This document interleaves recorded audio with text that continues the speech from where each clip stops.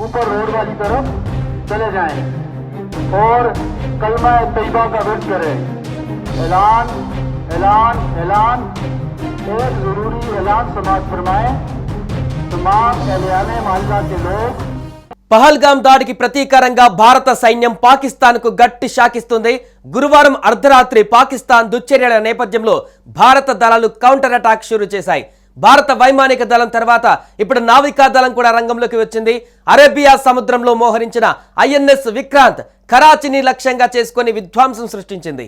నావికా దళ దాడి కారణంగా కరాచీ ఓడరేవుతో సహా నగరంలో భారీ అగ్ని ప్రమాదం జరిగింది. ఇందులో భాగంగానే కరాచీ పోర్టుపై భారత సైన్యం దాడి చేసింది.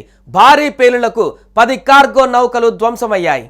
ऊपर रोड वाली तरफ चले जाएं और कलमा तैयबा का विर्द करें। ऐलान ऐलान ऐलान एक ज़रूरी ऐलान समाअत फरमाएं। तमाम एहलियाने मोहल्ला के लोग అయితే దీనికి ప్రతీకారంగా పాకిస్తాన్ ప్రధానంగా జమ్మూ లక్ష్యంగా పాకిస్తాన్ డ్రోన్ దాడులకు పాల్పడుతుంది. దీంతో భారత బలగాలు ధీటుగా తిప్పికొడుతూ పాకిస్తానీ డ్రోన్లను నేలకూలుస్తున్నాయి. పేలుళ్ల శబ్దాలు వినిపిస్తున్నాయని, ఆకాశంలో మెరుపులు కనిపిస్తున్నట్లుగా ప్రజలు చెబుతున్నారు. దీంతో ప్రజలు భయంతో పరుగులు తీస్తున్నారు.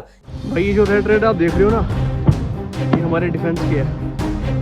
तो आप देख रहे हो कितने सारे जा रहे हैं। ये मेन हमारी छन्नी सिटी है, जम्मू मेन में हो रहा है ये। ఈ పరిస్థితుల్లో ప్రజలు కూడా ఇళ్లలో నుంచి బయటకు రాకూడదని అధికారులు హెచ్చరికలు జారీ చేశారు. ఈ ఉద్రిక్త పరిస్థితుల నేపథ్యంలో జమ్మూ కాశ్మీర్లో ఇంటర్నెట్ సేవలు నిలిపివేశారు.